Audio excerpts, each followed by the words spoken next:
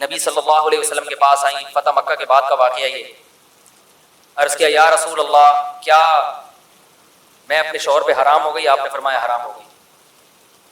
وہ بار بار اللہ کی طرف دیکھتی کہ اللہ کوئی صورت پیدا کر دے. چھوٹے چھوٹے بچے بھی تھے، شوہر سے بہت محبت بھی تھی. پھر جاتی پھر واپس آتی، یا رسول اللہ. جیسے لوگ طلاق دیتے ہیں نا بیوی کو، پھر عورتیں بھی آتی ہیں، مرد بھی آتی ہیں، مفتی صاحب 3 دے دی ہیں کچھ تو ہمارے نبی کیا کہہ رہے تھے کہ طلاق یعنی نکاح ختم، حرام ہو گئی ہو ہمیشہ کے لیے. اس لیے کہ آپ اپنی طرف سے، تو مفتی بھی اپنی طرف سے کچھ نہیں بتا سکتے. جب بار بار آئیں اور آسمان کی طرف دیکھتی تو اللہ نے آسمان سے آیتیں نازل کی. قد سمع اللہ، 28ویں پارے کا پہلی آیت، قد سمع اللہ قول التي تجادلك في زوجها. تحقیق سن لی اللہ نے بات اس عورت کی جو اے نبی اپنے شوہر کے بارے میں آپ سے جھگڑا کر رہی تھی. واللہ یسمع تحاورکما، اللہ تمہاری سرگوشیوں کو، باتوں کو سنتا ہے. اور پھر اللہ نے آیتیں نازل کی، والذین یظاہرون منکم من نسائہم، جو لوگ اپنی بیویوں کو ماں کے کسی عضو سے تشبیہ دے دیں، اظہار کریں، تو اس طرح کہنے سے ان کی بیویاں حقیقت میں ماں نہیں بن جاتی. یہ طلاق کا جملہ نہیں ہے، نہ اس سے طلاق ہوگی نہ بیوی حرام ہوگی، لیکن یہ بری بات ہے. تو بری بات کی سزا یہ ہے کہ جو شوہر ایسا جملہ کہے گا تو وہ بیوی کے قریب نہیں جا سکتا جب تک کہ ایک غلام کو آزاد نہ کر دے. اور جس میں غلام کی طاقت نہیں ہے وہ 60 روزے لگاتار رکھے. جو 60 روزے بھی نہیں رکھ سکتا، کمزور ہے، بیمار ہے، تو وہ 60 مسکینوں کو 2 ٹائم کا کھانا کھلائے، اس کے بعد بیوی کے پاس جا سکتا. تو اللہ نے آیتیں نازل کی.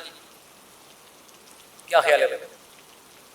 اب آیتیں نازل ہونے کا آپشن اس لیے 3 طلاقیں دی تو وہیں بیٹھ گئے، بس سمجھ جائے گا کہ بیوی حرام ہو گئی ہے. ٹھیک ہے نا؟ اب آگے مفتی کو تنگ نہیں کی کوئی گنجائش. پھر ادھر سے آگے فتوے آج کل مارکیٹ میں اویلیبل. اور میں بتاتا ہوں اہل حدیث علماء کا میں احترام کرتا ہوں، لیکن 3 طلاق کے مسئلے میں ان کی رائے 100% غلط ہے، بالکل قرآن و حدیث سے متصادم، اجماع امت کے خلاف ہے. اس لیے ان کے فتویٰ سے بیوی حلال نہیں ہوگی. خود اہل حدیث کے لیے بھی اس فتوے پر عمل کرنا جائز نہیں ہے.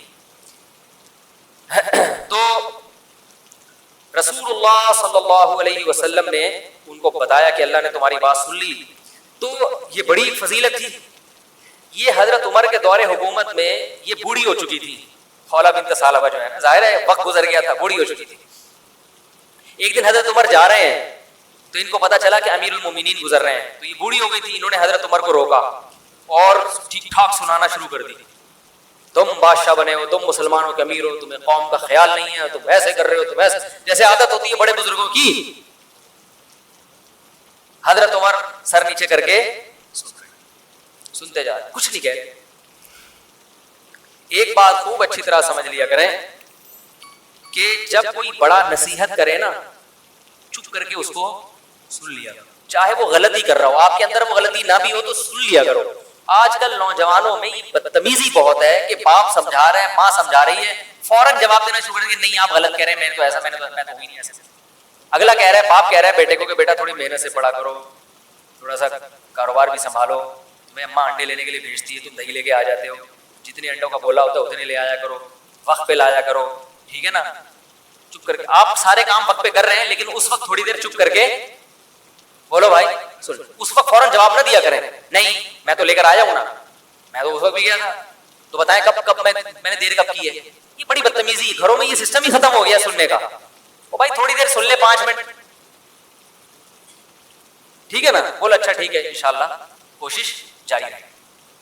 سن لو، پتلی گلی سے نکل لو. ابا ہے کون سے 24 گھنٹے کوئی بیٹھے رہتے ہیں؟ یا ابا ہے یا کوئی بزرگ ہے یا کوئی عالم ہے، کوئی مفتی ہے، کوئی بڑا ہے، کوئی بھی سمجھا رہا ہو، اس وقت چپ کر کے سن لو. بعد میں آپ سمجھتے ہیں کہ واقعی غلط فہمی سے ممکن ہے ان کے دل بدگمان ہو رہا ہو میرے خلاف، تو بعد میں کسی موقع پر آپ ان کو الگ سے سمجھا دیں کہ یہ آپ جو ایسی باتیں کر رہے ہیں 1-2 دفعہ تو ٹھیک ہے، لیکن بار بار آپ کرنے کا مطلب شاید آپ کو کوئی غلط فہمی ہے. تو ایسا نہیں ہے، میں انڈے ہمیشہ ٹائم پہ لے کے، انڈے کی ایک مثال دے رہا ہوں میں تو یہی کرتا ہوں سارا دن.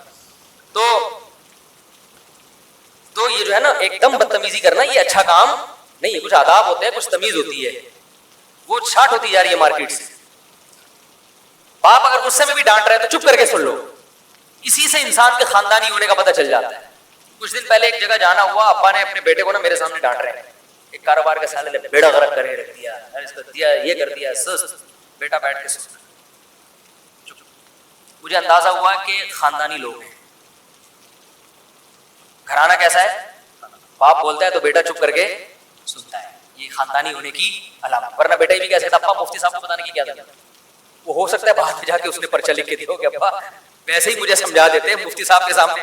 ابا کو چاہیے کہ الگ سے سمجھائیں، کسی کے سامنے نہ کریں، یہ ابا کی غلطی ہے. لیکن بیٹے کی سعادت کیا ہے؟ چپ کر کے سن لو یار، ابا کے احسان اتنے ہیں، یہ گھر ابا نے دیا ہے بھائی، نام ابا سے ملا ہے، کوئی بات نہیں، تھوڑا سا ظلم ہو گیا تو کیا ہو گیا. وہ احسانات کے مقابلے میں اس کی کوئی اوقات ہی نہیں ہے جو ان غلطیوں کی. تو حضرت عمر رضی اللہ تعالیٰ عنہ اتنے بڑے امیر، لوگ کانپتے ہیں ان کے نام سے، اور ایک بوڑھی عورت کھڑے ہو کر ڈانٹ رہی ہے، سمجھا نہیں رہی، ڈانٹ رہی ہے، بولتی جا رہی ہے، چپ ہی نہیں رہی. تو وہ جو حضرت عمر کے خادم تھے نا، انہوں نے کہا قد اکثرتی یا خولا، بہت زیادہ کر دیا آپ نے نصیحت، امیر المومنین ہے، تھوڑا خیال کرو. ٹھیک ہے 2-3 دفعہ ہو گیا، آپ تو بول ہی جا رہی ہے، بول ہی جا رہی ہے، بول ہی جا رہی ہے.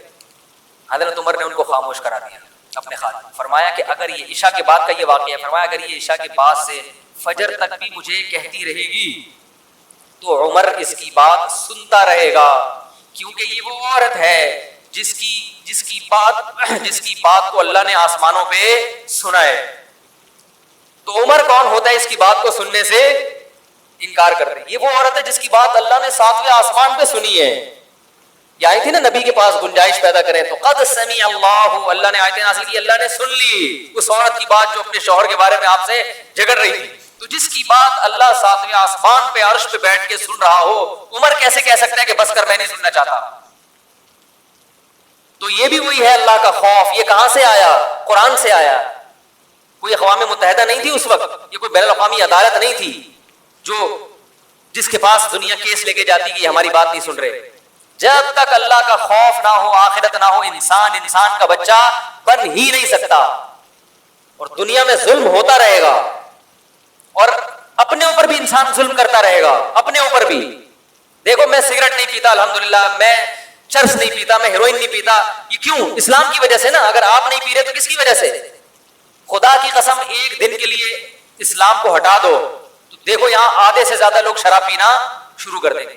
اپنی جان پہ ظلم ہے یا نہیں شراب پینا؟ بتاؤ میرے بھائی.